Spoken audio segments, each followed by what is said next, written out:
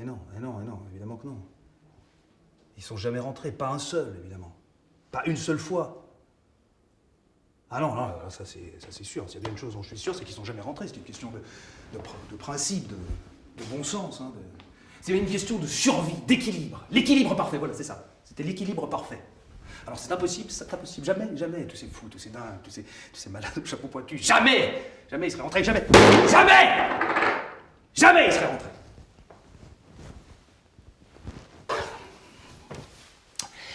J'ai pris mes distances avec chacun d'entre eux. J'avais instauré une sorte de mur virtuel entre eux et moi, par le port de la blouse blanche, le vouvoiement de convenance, les repas séparés. Jamais j'ai mangé avec eux, jamais. Le nombre de fois où j'ai mangé seul, sur une petite table en formica en face d'un mur blanc, à 40 cm d'une peinture blanche, 40 cm, même pas la longueur d'un bras. Vous savez pas ce que c'est que de manger à 40 cm d'un mur blanc, tous les jours. Les endroits, c'est pire que la prison, pire que l'enfer. Je peux fumer. Mais comprenez-moi bien. Moi, je voulais juste garder mon statut. Rien de personnel, aucune connotation négative là-dedans. Merci. Bien au contraire.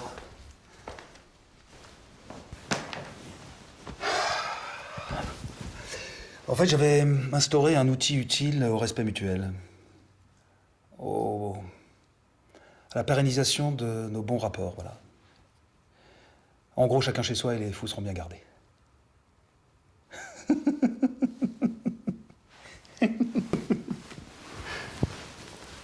Merde. Mais malgré le fait qu'ils soient pas rentrés là-dedans, parce qu'ils sont pas rentrés là-dedans, ils m'ont tout bouffé, tout. Toutes les cellules, une par une, jusqu'à la moelle. Fait chier.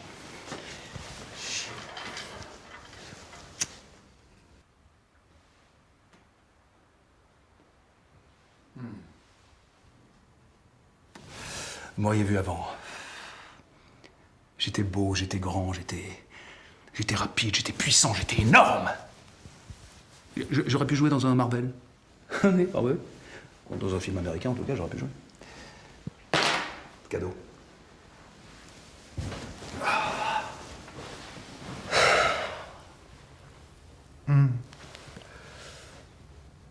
Ouais. J'étais magnifique. Emblématique, dynamique. Sympathique. Fantastique. J'étais les 4 fantastiques à moi tout seul. J'avais peur de rien, ni des autres, ni de moi-même. Toujours la tête dans le guidon, en compétition permanente. Mais attention, toujours dans les règles, l'éthique, le cadre légal. Je pouvais tout contrôler. Les hommes, leurs maladies, leurs névroses. Quand un patient rentrait dans mon cabinet, tout courbé, tout fatigué, lent, il sortait en courant, en pleine forme, redressé. J'étais un grand médecin. Alors on m'a donné des responsabilités des vraies. Celles qui peuvent changer le monde. À ma manière, je l'avais décroché, mon rôle dans un Marvel.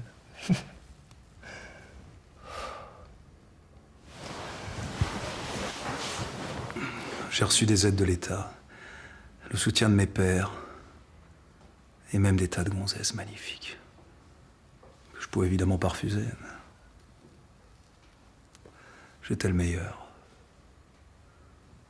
Un empire à bâtir sur des principes simples et justes. Parce que vous comprenez, l'idée de la mondialisation défend l'idée qu'on est une seule et grande famille, tous unis, tous la main dans la main, en bas des marches de la vie. Quand on est dans les autres, on peut s'aider soi-même. Mais quand on meurt sans le sou, on nous enterre dans une fosse commune, comme un peu de poussière sous un tapis. C'est le système. Moi, le système, j'ai voulu le combattre. J'ai voulu aider les autres parce que, très sincèrement, je pense qu'on a tous un rôle à tenir dans ce monde. Tous! On a tous quelque chose à faire, tous une quête, plus ou moins honnête à accomplir. Qu'on a tous un drapeau à soulever. Moi, j'ai voulu changer le monde. À ma manière, j'ai voulu changer le monde. Mais c'est lui qui m'a changé. J'ai vu l'horreur, avec distance, avec ces putains de distances, j'ai vu l'horreur. J'ai vu ce qu'on pouvait faire aux aux faibles, aux pauvres gens, j'ai vu. Alors on baisse les bras. Parce que, avec des mains blanches, on ne construit rien. On ne soulève aucun drapeau, on ne fait aucune révolution, on ne change pas le monde. On baisse les bras, et on se retrouve assis à une table en formica en face d'un mur blanc, à 40 cm d'une peinture blanche, 40 cm. Même pas la longueur d'un bras. Oh merde, oh, je suis désolé, je vous en rachèterai un autre.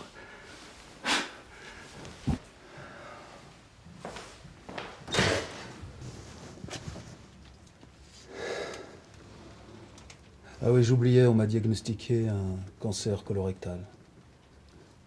C'est ironique, non? Je sors d'un hôpital plein de fous pour entrer dans un autre hôpital.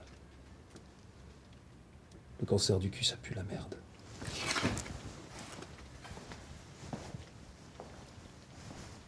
Et vous, docteur? Vous la vivez comment, la distance avec vos patients?